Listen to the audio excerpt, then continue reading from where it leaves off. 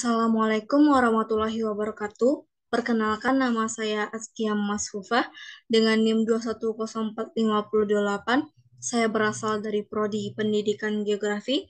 Di sini saya akan menjelaskan tentang komposisi tanah untuk memenuhi tugas saya di mata kuliah Geografi Tanah. Menurut Yuli Prianto, tanah itu adalah suatu benda alam yang terdapat di permukaan kulit bumi, yang dia itu juga tersusun dari bahan-bahan mineral sebagai hasil dari pelapukan batuan, dan juga ada bahan-bahan organik sebagai hasil dari pelapukan sisa-sisa tumbuhan dan juga hewan, yang merupakan medium atau tempat tumbuhnya tanaman dengan sifat-sifatnya yang tertentu atau berbagai macam ragam yang terjadi akibat atau dampak dari pengaruh pengaruh kombinasi faktor-faktor iklim, bahan induk, jasad hidup, bentuk wilayah, dan juga lamanya pembentukan. Sedangkan menurut sumber yang lainnya, eh, pengertian tanah itu sendiri adalah salah satu elemen yang penting atau terpenting dari sebuah ekosistem, yang dia itu juga mengandung faktor abiotik dan juga biotik, di mana untuk komposisi faktor abiotik itu sendiri dia juga memiliki peranan yang sangat penting, karena komposisi faktor abiotik itu sendiri juga dapat mempengaruhi faktor biotik ini, seperti jenis jenis tanaman apa yang dapat tumbuh di dalam suatu ekosistem tersebut. Di sini, secara umumnya itu tanah tersebut ia memiliki beberapa jenis materi atau komponen yang sama, atau komponen utamanya itu. Contohnya itu seperti kita dapat memberikan contoh seperti ada sebidang lahan yang mana kita dapat melihat bahwa bangunan tanah tersebut sebenarnya terdiri dari 4 komponen yang utama, yaitu ada padat, cair, gas, dan mikroorganisme. Dalam keadaan idealnya atau dalam keadaan sehari-harinya itu, padatan tanah tersebut dia mencakup sekitar 50% dari volume tanah, sedangkan untuk cairan dan gas itu dia masing-masingnya itu hanya mencakup 25%. Dalam Jika dalam keadaan kering, biasanya itu air yang berada di dalam tanah itu sebenarnya dia masih ada, cuma eh, dengan cuma proporsi atau persentasenya itu yang sangat rendah sekali. Terus untuk mikroorganismenya ini sendiri sebenarnya dia hanya menempati volume yang dapat kita abaikan. Namun mikroorganisme ini dia memiliki pengaruh yang juga sangat signifikan terhadap sifat kimia, fisika, dan biologi tanah sebagai dampak dari berbagai aktivitas yang dilakukannya di dalam tanah. Oleh karena itulah sebenarnya kita dapat bisa membayangkan bahwa tanah tersebut adalah sebuah dunia dengan mikroorganismenya sebagai penghuninya. Penghuni yang mana tempat yang dihuninya itu ia selalu berinteraksi, sehingga berdampak atau mengakibatkan perubahan yang juga cukup dinamis baik pada penghuni maupun pada tempat yang dihuninya itu tersebut. Untuk menurut sumber lainnya itu yaitu dari menurut Darusman pada tahun 2006, yang mengatakan bahwa secara umum uh, yang mengatakan bahwa komposisi dari tanah itu ada dari udara, air, dan mineral, dan juga ada organik, itu ada bahan padatan dan juga cair. Dan secara umum bahan padatan itu dia menyusun sekitar 50% bahan tanah dan 50% lagi berupa cairan dan juga gas. Bahan padatan itu sendiri dia terbagi menjadi sekitar 45% dari mineral dan 50% dari bahan organik. Untuk bahan cairan atau air dan gas udara itu,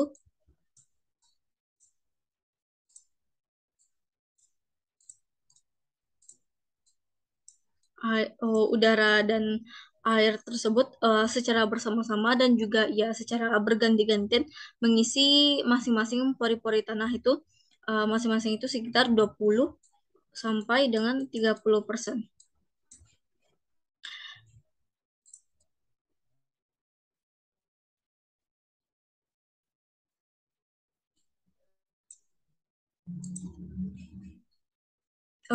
Jadi untuk penjelasan dari bahan mineral tanah ini, yang persentasenya itu sangat besar, yaitu 45% atau persentasenya itu yang sangat tinggi. Komponen ini dia terbentuk dari proses pelapukan batuan yang berlangsung dalam jangka waktu yang sangat lama atau yang sangat panjang sekali. Jadi batuan yang terdapat pada proses pembentukan tanah itu dia akan sangat mempengaruhi kepada jenis-jenis tanah yang nantinya akan dihasilkan atau output yang nantinya akan dihasilkan. Dan juga secara umumnya ada tiga jenis batuan yang nantinya itu dapat berubah bisa menjadi sebuah jenis tanah. Itu ada batuan beku, batuan sedimen, dan juga batuan malihan.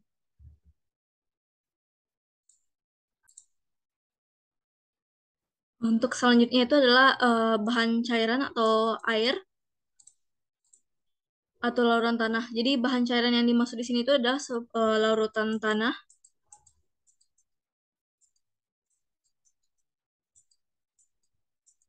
Larutan tanah yaitu air yang terdapat di dalam tanah di dalam tanah bersama dengan bahan-bahan yang terlarut di dalamnya itu. Dalam larutan tanah tersebut dia terkandung bahan-bahan berupa kation, anion ataupun molekul dan juga termasuk di dalamnya unsur-unsur hara yang lainnya. Sumber utama dari air tanah itu adalah air hujan atau juga air irigasi yang ditahan oleh partikel tanah secara adhesi dan juga kohesi. Air itu juga dapat tertahan di dalam tanah karena adanya lapisan yang tidak dapat ditembus atau lapisan kedap air pada lapisan yang paling bawahnya itu. Atau karena adanya drainase tanah yang sangat buruk. Jadi air pada lapisan bawah itu dapat menjadi air tanah karena adanya gaya kapilar. Terus juga kandungan air yang di dalam tanah itu dia dapat disebut juga dengan kadar air tanah. Dan tingginya kadar air dalam tanah itu dipengaruhi oleh beberapa tekstur bahan organik, jenis vegetasi penutup tanah, dan juga tinggi muka air tanah.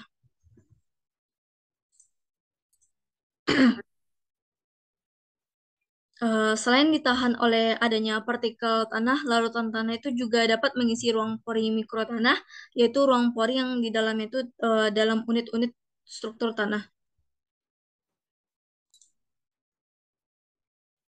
Selanjutnya itu adalah bahan gas atau udara tanah, itu yang pada umumnya itu selain air, ada yang juga mengisi dalam pori tanah itu adalah bahan gas. Bahan gas ini dia juga menempati ruang pori mikro, yaitu ruang yang ada di antara unit-unit struktur tanah. Jadi susunan gas yang terdapat di dalam udara tanah itu juga ditentukan oleh hubungan antara tanah, air, dan tanaman. Gas utama penyusun udara tanah sama dengan gas-gas yang penyusun dari udara di atmosfer, yaitu ada CO2, O2, dan gas-gas nitrogen yang lainnya.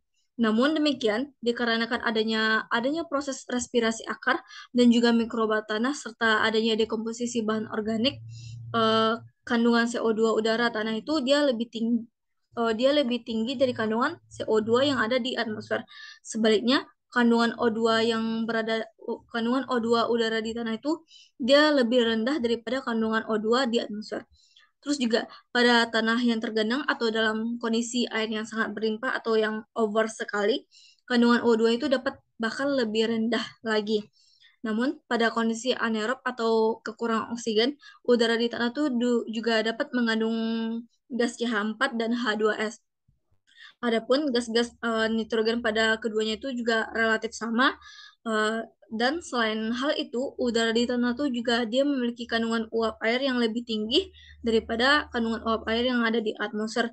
Atau kelembaban nisbinya itu dia mencapai sekitar 100%. Bahan gas dalam tanah itu dia selain berasal dari difusi gas atmosfer, juga dia berasal dari aktivitas akar maupun organisme tanah. Jadi ilmuwan itu dia membagi-bagi ukuran partikel tanah itu ke dalam ada tanah liat, ada tanah debu, dan tanah pasir.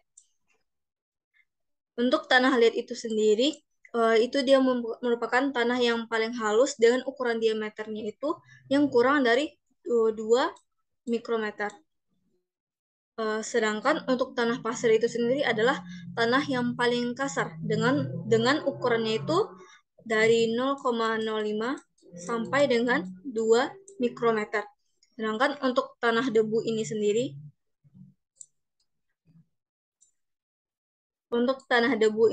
itu ukurannya itu berada di antara ukuran dari tanah liat dan juga tanah pasir.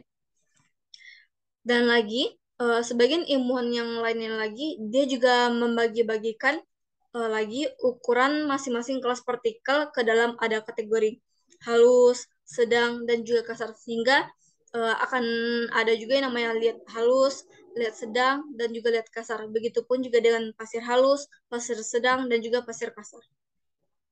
Untuk partikel yang berukuran pasir dan juga debu tersebut, dia itu tersusun oleh mineral primer. Sedangkan untuk partikel liat, dia itu tersusun oleh mineral-mineral liat atau mineral sekunder. Mineral primer tersebut adalah mineral yang belum pernah mengalami perubahan dari struktur aslinya pada saat pembentukannya itu. Salah satu contoh mineral itu adalah feldspar yang banyak kita temui di kebanyakan tanah. Sedangkan untuk mineral sekunder itu sendiri adalah mineral baru yang merupakan hasil rekombinasi anasir-anasir hasil pelapukan mineral primer. Contohnya itu ada kaolinit dan juga montmorillonit. Untuk kaolinit itu sendiri, ia telah ditunjukkan merupakan mineral liat yang paling sederhana, yang merupakan hasil dari rekombinasi dari ion Al3+ dan SiOH4, yang dia merupakan hasil dari pelapukan yang merupakan hasil dari pelapukan albit. Jadi, mineral ini tuh dia tersusun atas unit-unit kristal yang terdiri dari satu lembar silika dan juga satu lembar alumina, sehingga termasuk ke dalam kelompok mineral liat silikat tipe 1:1. Dan untuk unit-unit kristal montmorillonit itu dia terdiri atas satu lembar alumina yang diapit oleh dua lembar silika, sehingga ia masuk ke dalam kelompok mineral lipat silika tipe 2:1. Mineral liat ini sendiri terdiri dari mineral liat silikat dari mineral liat nir-silikat. Untuk mineral liat silikat ini dia mengandung Si di dalam strukturnya. Contohnya adalah kaolinit. Sedangkan untuk mineral liat nir-silikat ini dia tidak mengandung Si. Contoh mineral liat nir-silikat ini adalah oksidasi besi. Di rantainya itu ada hematit dan yang lain-lainnya. Jadi, setiap jenis tanah ini tuh dia memiliki komposisi ukuran partikelnya itu yang berbeda-beda.